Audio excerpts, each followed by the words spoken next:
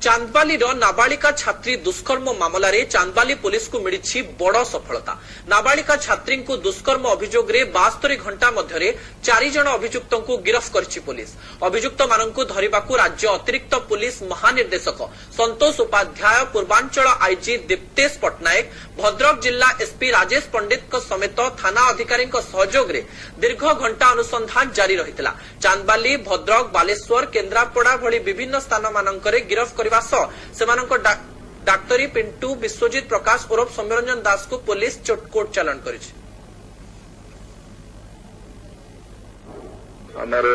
IG sir भी आसले, बालासोर भी किसी ऑफिसर मोबिलाइज करा आम सब टीम अलग अलग टीम करदेलु।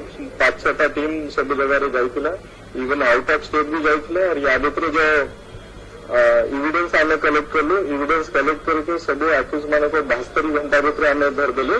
या भीतर इमिजिएटली यार 15 दिन भीतर ट्रायल आम चार्जसीट देदेबू और इमिजिएटली फास्ट ट्रैक कोर्ट रे केमती ट्रायल हो और आक्यूज मान को केमती दंड दिया आम सब एफर्ट कर